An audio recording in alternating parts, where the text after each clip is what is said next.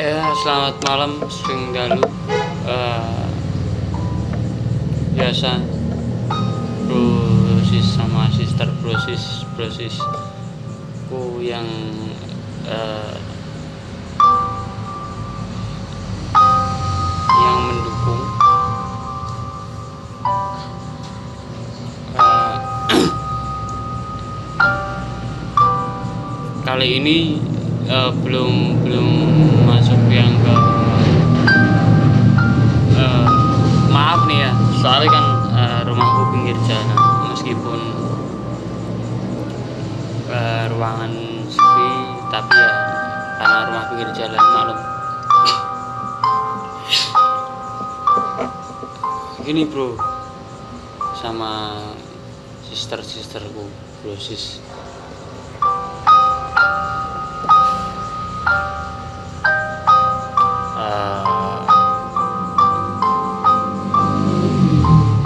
Ini pernah tak alamin saat aku kecil.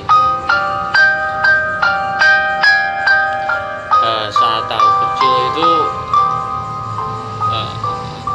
bisa dibilang gini, aku hidup di lingkungan yang emang bisa dibilang mistis, karena ya orang bilang sih kebanyakan ibuku tuh orang pintar, almarhum, dan saya minta al-fatihahnya dulu buat ibuku. Al-fatihah untuk ibuku Quranil Lestari. Saya minta waktunya untuk minta doanya al-fatihah untuk ibuku yang almarhum.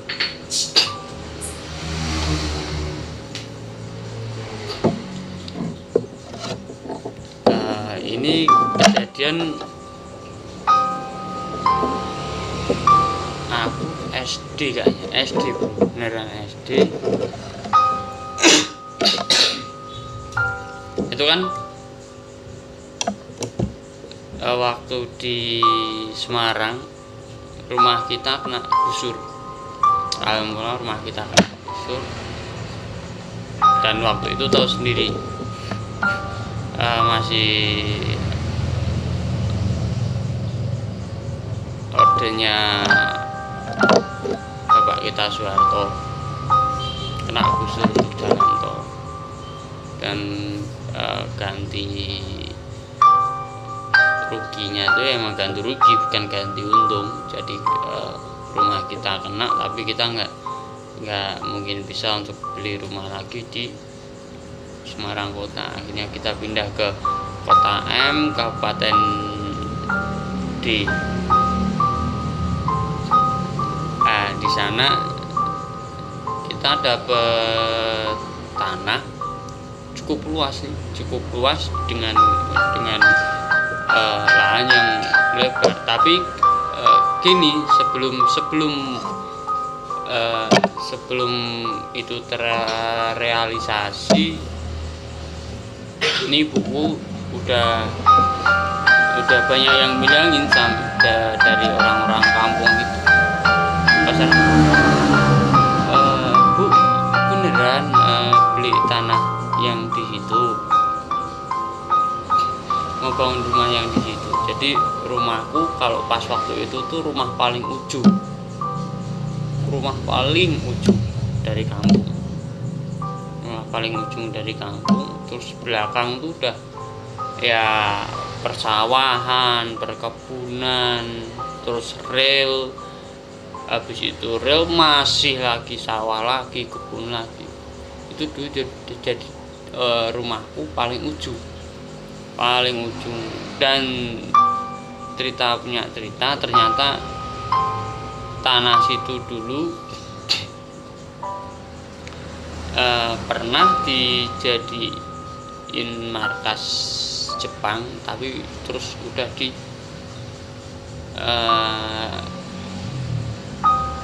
ratakan sama tanah. Dan bukti-bukti itu dulu terbukti. Jadi saat kita mau mondasi rumah, rekomendasi apa, kita pasti nemu barang-barang antik kayak keramik antik ya, terus guci antik dulu. Cuman udah yang namanya orang nyangkul kan pasti kena.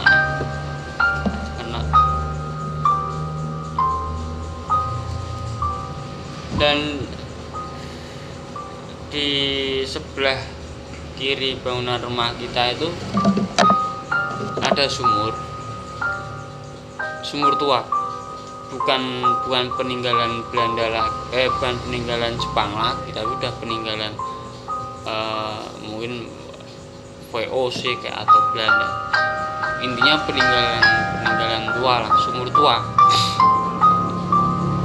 Dan anehnya saat musim kemarau sumur itu jarang kering, beneran jarang kering. Nah, suatu saat kan biasa kalau saat rumah udah mulai berdiri ya, terus udah mulai ada pintu, ada jendela, paling tidak ada yang nidurin. Ya, disitulah yang nidurin rumah pertama kali itu aku nek manggil bapak Sebeh, sama Sebeh. Aku nidurin sama Sebeh. Dan kebetulan kalau aku waktu itu masih kecil kan nggak punya pikiran yang aneh-aneh lah, atau yang neko-neko ya. Pikiran yang neko-neko. Dan tahu-tahu saat udah mulai rada ngantuk gitu, ini yang bener real tak lihat. Itu atau Sebeh gini, kalau bahasa Jawa nih ngopo ngetok ini sumahku wis tak tembungi kan. Nah, kalau bahasa Indonesianya, kenapa ngeliatin? Ini udah jadi rumahku dan aku udah permisi bangun di sini. Nah, bahasa Indonesia seperti itu. Nah, di hati kecil kan, ya kayak penasaran, maklum. Anak kecil kan pasti penasaran, banyak penasaran. Terus tahu-tahu ya, yang tadinya udah rebahan bangun ngintip, ternyata ya kayak sekilas gini. Ya percaya nggak percaya sih ya, itu kayak ada anak kecil tapi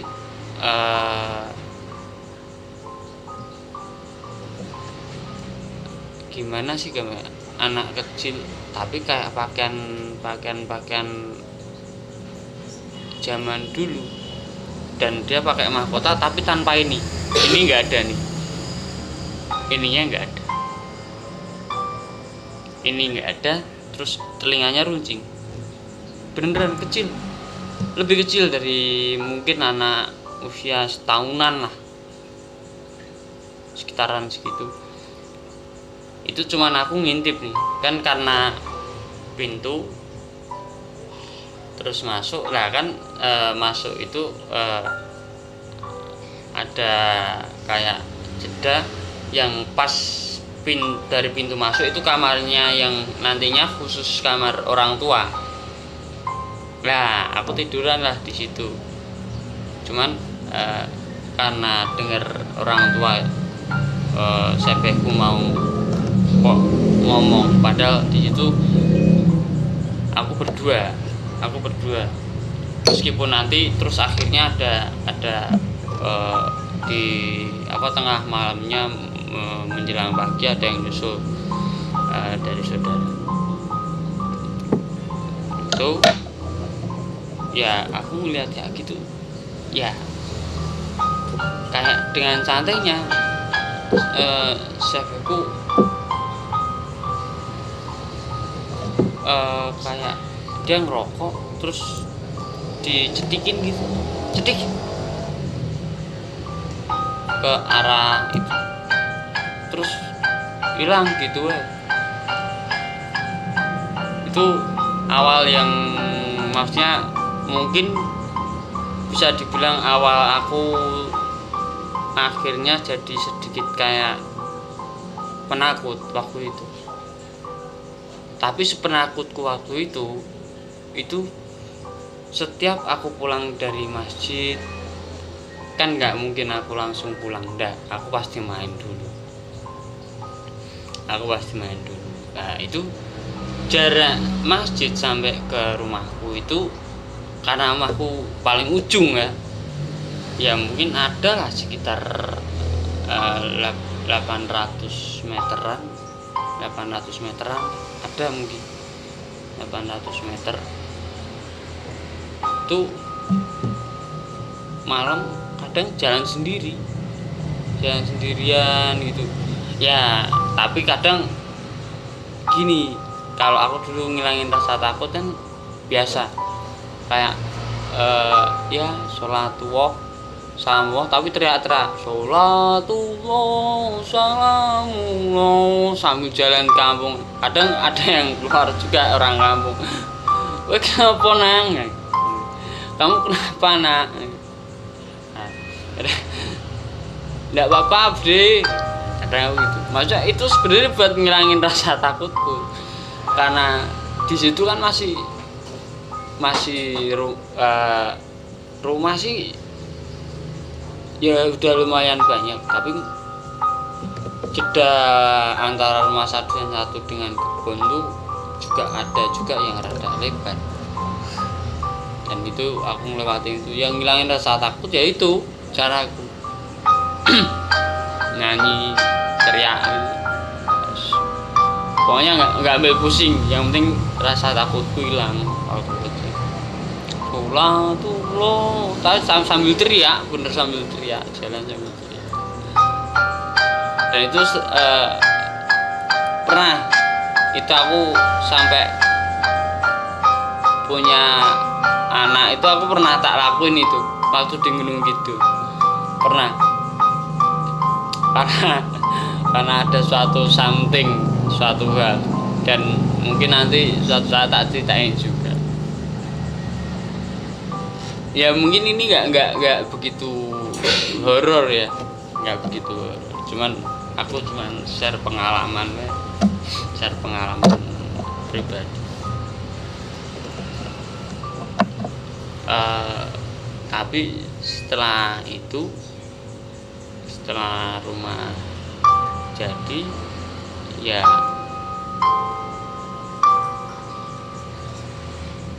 ada aja lah, pasti ada aja, selalu ada. Karena ya itu tadi, satu, almarhumah ibuku itu dia penghafal juz, bahkan 30 juz dia hafal, dan itu kadang dia lantunkan tiap malam kadang. Terus ya dia juga penyuka pusaka juga.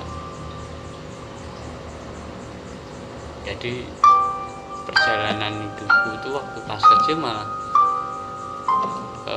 beriringan dengan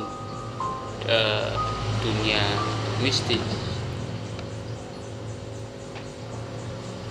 Ya mungkin cukup sampai di sini dulu. Ya mungkin nanti ada part 2 dari ini.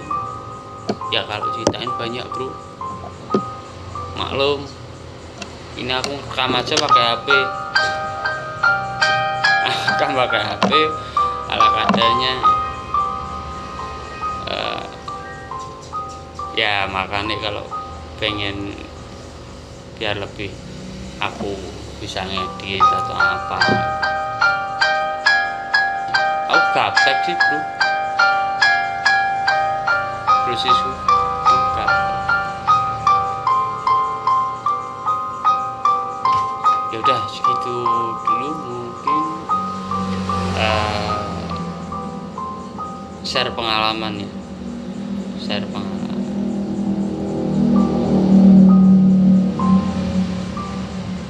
Tapi ya intinya tetap kita hidup itu bukan hanya kita.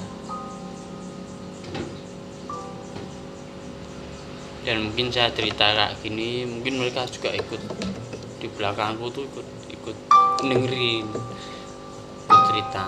Soalnya udah rada merinding, ikut dengerin atau gimana. Ya maklum, karena saya percaya eksistensi mereka ada.